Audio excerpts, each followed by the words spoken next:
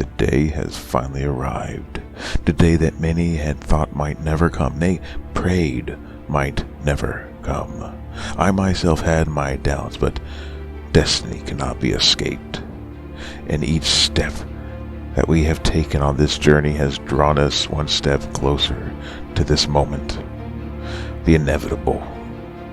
And so we draw close to our crafting table, for we must forge this tool, the ultimate tool of destiny, the power of which no one man should ever hold, that nature itself has abhorred, and yet we dare to take it in our hands and yield it before the heavens as we bring forth the diamond hoe, fully enchanted, the ultimate toiler of the soil.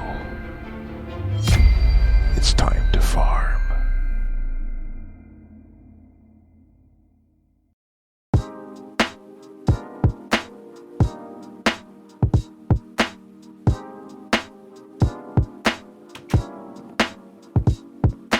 Hello my fellow noobsters, it's me, Texas PK, and we're here today to start work on our villager-based crop farm. It's a pretty easy, simple thing to do, and it's kind of overpowered in the way it just automatically collects all the different crops that you're going to need without any work on your part, to where you just sit back, relax, and let the villagers do all the work for you. So let me go ahead and give you a quick overview of how it's going to work, show you where we're going to put it, and give you our design plans. Okay, as you see, we're in the backyard of our farmhouse, and you can see I've went ahead and planted a whole bunch of potatoes and carrots over here on the side. I moved them from our temporary spot over by the shore, and I've moved it here, and we're going to put our villager-based crop farms right here in this open area, one step up. I'm going to put it inside of a barn build, just to kind of make it look nice and also to protect our villagers from any sort of lightning storms or attacks or any other bad things that could happen. So let me go ahead and show you how this is going to work and lay out. Alright, so this is going to be kind of our main entrance where the villager is going to be standing. He's going to be staying right here in this area, right there. And our crops, we're going to have both potatoes and carrots, or vice versa. I haven't really decided. Whichever one I happen to grab is what we'll do. So let's go ahead and I'll show you how this works. It's pretty straightforward, pretty easy. You need to have a water source and some tilled land. So we're going to go 1, 2, 3, 4 over. And we're going to put some water in that hole right there so that we will have some hydrated crops. Now normally what you do is you can go as far as 4 different blocks out to till. But I want this to fit within a chunk in this direction, so I'm only going to go out 3 in each direction. It's still going to produce way more crops than I'm ever going to use. I'm pretty much using mostly meat at this time to keep fed, but I might eventually get to where I want to trade all these potatoes and carrots with the villager that I'm going to be trading with, and so having them won't hurt. So let's just go ahead and get this all filled in here and make it a nice little square so it can get hydrated in. But that's the basic pattern. You go out 3 from each corner and it will give you all the space you need. And then do the same thing on the other side. Now the reason I didn't till this is it's going to be blocked with a hopper, and this is going to be blocked with a wall right here. But let's go ahead and move over in this direction. If we go, I went 1, 2, 3 in that direction, we're going to go 3 in that direction here. 1, 2, 3. Dig that hole out. And if I did it right, oh, no, I didn't do it right. Let's put it back in there. I'm off by 1. There we go. I guess I should have gone 4. I wasn't counting right. There we go. It's 3 between it. That's what it is. Alright, so then I'm just going to go ahead and I'm going to till this up as well.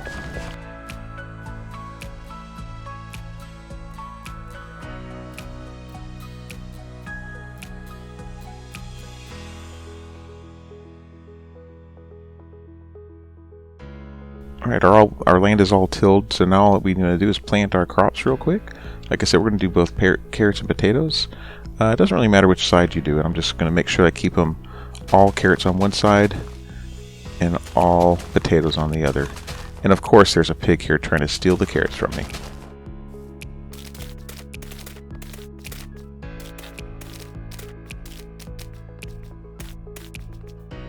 Now for potatoes.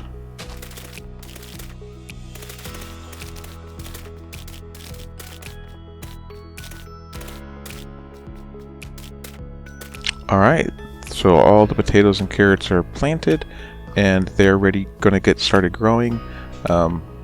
Hopefully that'll be the last potato or carrot I need to plant. All the rest are going to be done by our villagers automatically.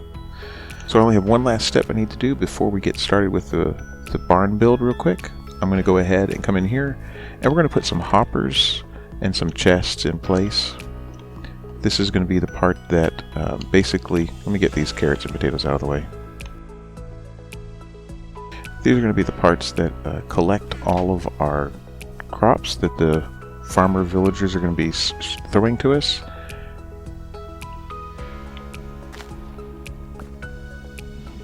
We're going to put one chest here.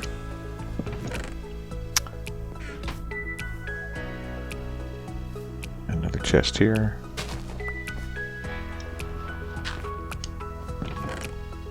And have a hopper pointing down into each of those. And then I'm going to go ahead and dig a little hole for us to get down into this.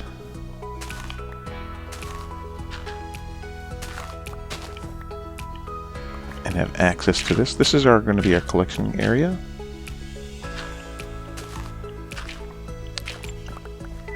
And my shovel's just too good. One shot and it takes everything out. Alright, so this will be just where I can come in and I can make sure that I'm getting access to this. I'm only putting in a single chest to collect these because later I'm going to come back in and I'm going to put a rail car system underneath these to collect all the drops. This is just going to be a temporary holding while I get everything set up before we put our sorting and collecting system into the farmhouse. Alright, now that those chests are in place and the first set of hoppers are there, I think I'll go ahead and build the barn around it. It's, like I said, it's just going to be there for protecting our farmers as they're working and also to kind of make it look nice. So now, sit back, relax, and enjoy the time lapse.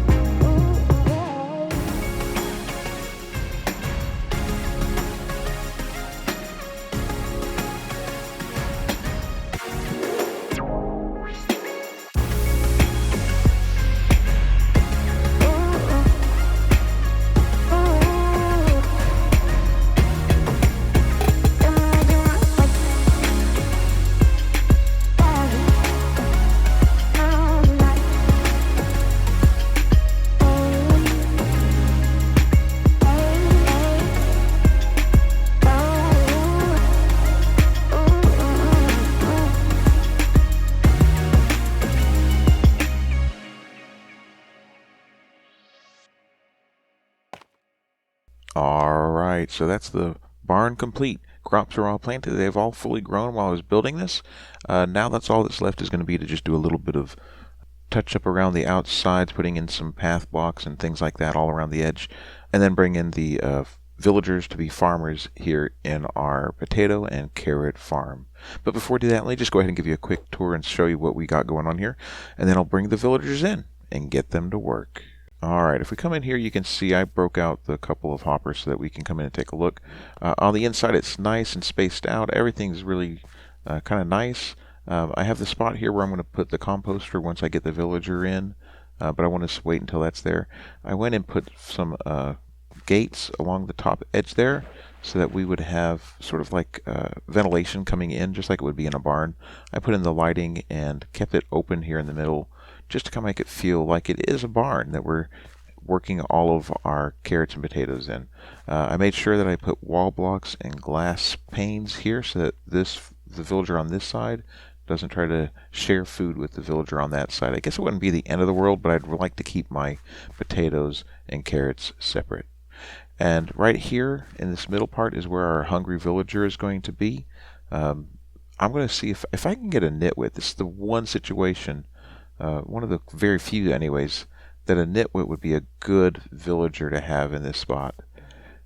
I bet you never thought you'd say, I wish I had a nitwit villager. But in this situation, it's the best. Let me go get some villagers and bring them in. And I'll show you what we're going to do. Alright, we're back here in our breeding hall and zombie curing area. We're not going to need to send these guys to the zombies and get them cured up. I'm just going to send them to a farm, and they don't need to be traded with at all. They're just going to be getting me carrots and potatoes non-stop.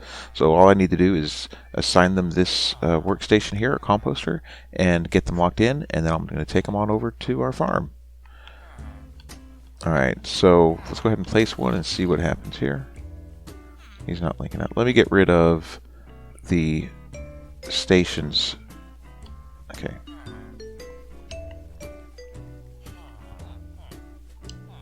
Alright, so if you notice these guys... Oh shoot, creeper. Oh, you think you're going to interrupt me, huh?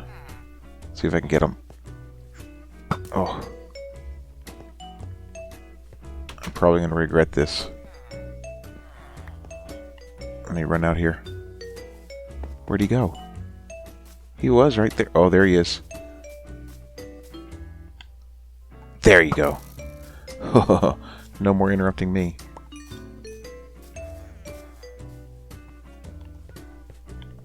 Okay. Before I was so rudely interrupted, as you can see, these guys have different jobs already. They kind of linked up to some of these things here, so I'm going to go ahead and just get rid of all these different workstations until they lose their job. So let's see what happens. Whoops. I got a little too good there with my pickaxe. Alright, so I think he may have lost his job. Let's just start getting rid of these. Nope. Nope. Maybe. Well, let's see if they'll take a new job now that I got rid of all those. Ah, there's one. And there's two. Okay, that'll be great. So let me just go ahead and put these back.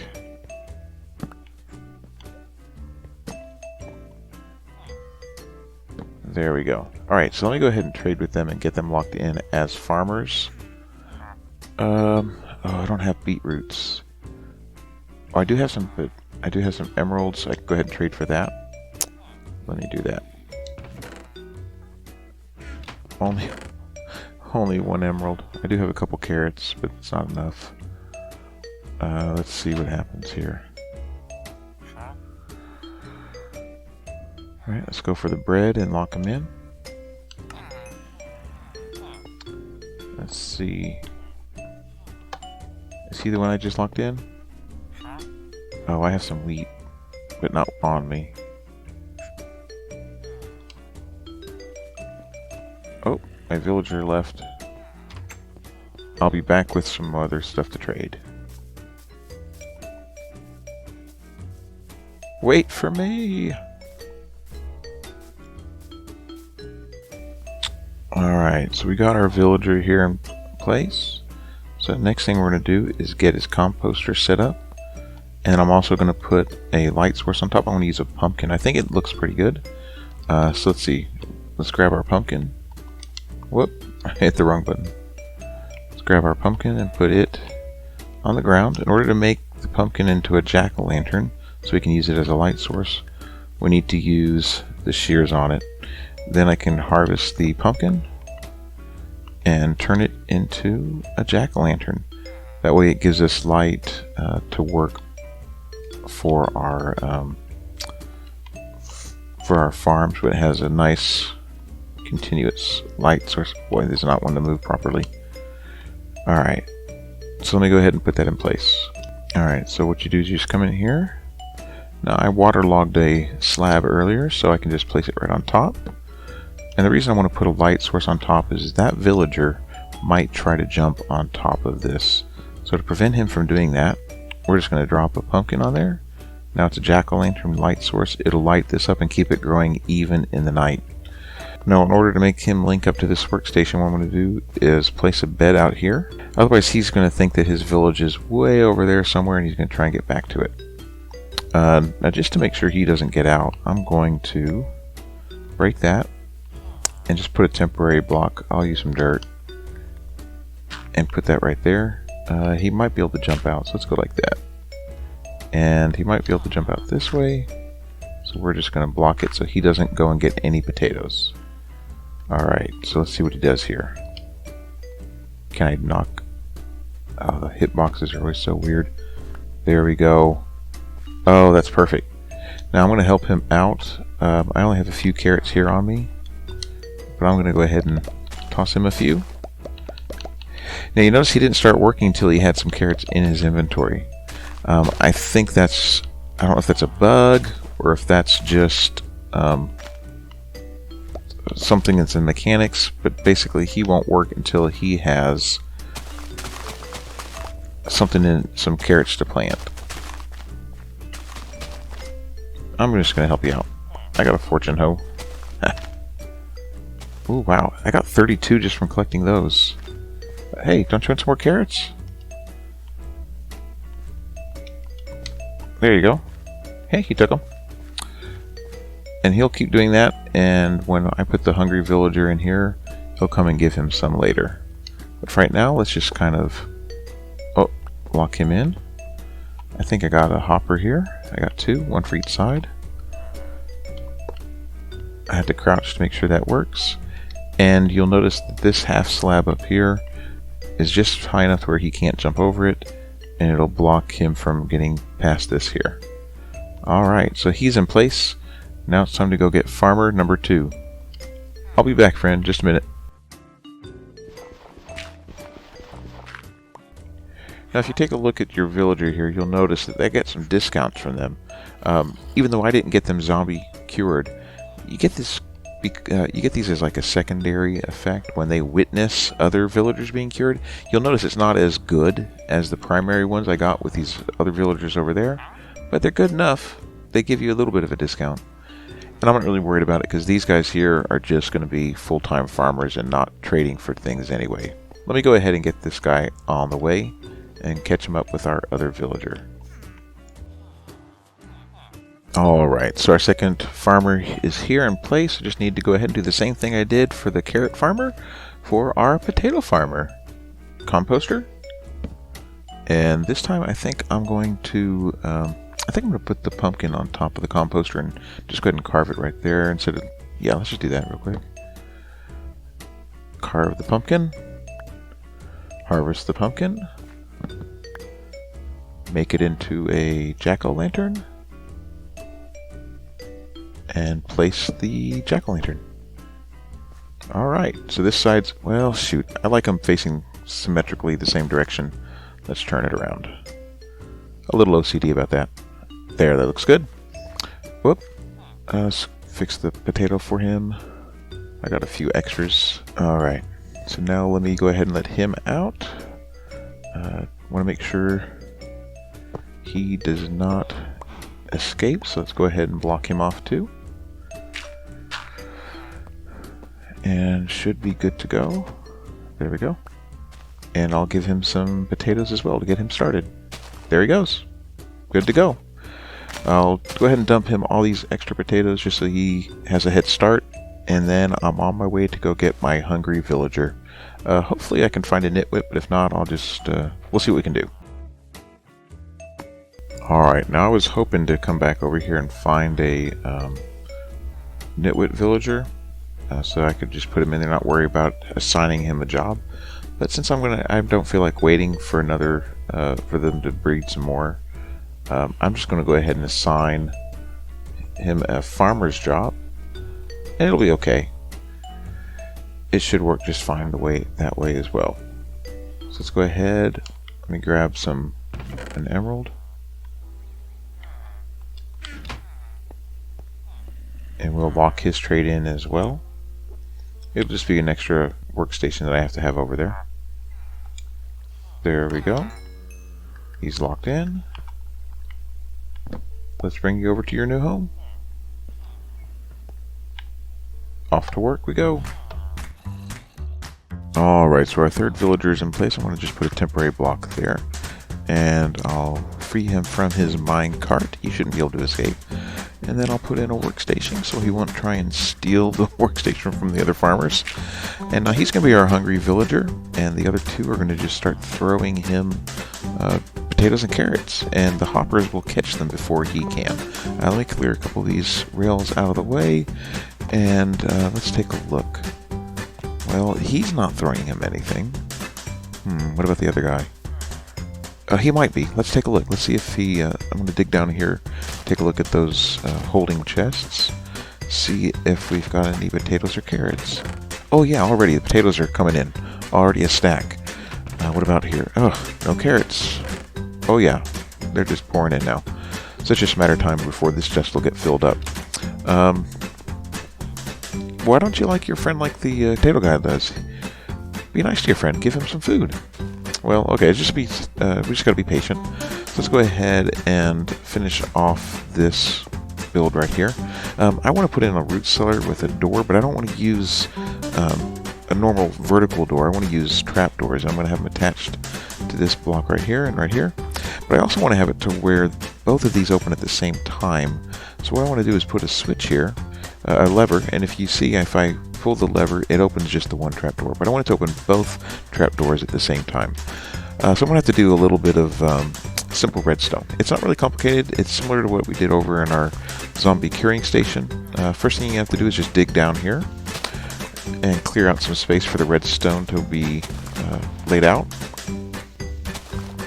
So basically all you have to do is take a little bit of redstone dust, place it underneath the block where the lever is going to be, and then come across here and wrap it around.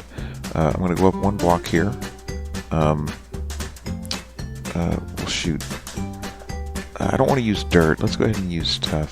The reason I don't want to use dirt is if I come back and dig later, I don't want to accidentally dig out the dirt. But if I see tuff, I'll think twice. Okay, yeah, and then I'll put a piece here and a piece there and one there. The redstone dust then comes up and wraps around the back side here, and then you put it in a repeater so it doesn't connect with that other redstone dust, and it pushes a signal into this block right there. Let me cover that up. Now when you put a lever on this block, you'll see what happens. It activates the redstone dust, goes around to the repeater, which puts a signal into that block right there, and it opens the second trapdoor. Flick the lever and they both open and close at the same time. Pretty cool. I kind of like it. It's simple, but it's really effective. Kind of redstone I like.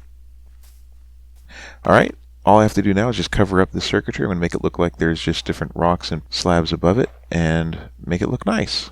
And then I'll be right back. Alright, that's it for this build. I think it turned out great. I like how the barn looks. I also like how the farm is working. The potatoes and carrots are just rolling in now. I saw the carrot guy even throwing some carrots now. So let's go down into the cellar and take a look and see how it's coming. Oh yeah, stack and a half. The carrots are working now, and the potatoes are still coming in. We're up to 2 stacks, and that's just after a few minutes. You can see I could just do a little bit of the front here and covered up the redstone. So maybe 5 minutes total of potatoes and carrots being farmed. So this really is an OP farm. That's why I love the villager-based farms. They just really make it easy on you. You sit back and let them do all the work, and you get all the potatoes and carrots you could possibly want. I probably won't be eating them, but I will be using them for trades, I think, with the farmer villagers, and I can get unlimited emeralds that way too. Alright, well, I think that's going to be it for this episode. I hope you had fun. I know I did. If you enjoyed yourself, make sure you do all those things you're supposed to do. Like, subscribe, all that kind of good stuff. In our next episode, I think we're going to continue working on some of the different farms that we might have. Maybe I'll do a wheat farm. It's a little bit different than these, and I think it's pretty cool, too. I can use the wheat for all sorts of things at that point. And with that, this has been Texas PK. I hope to see you next time, but until then, be good to each other. Bye!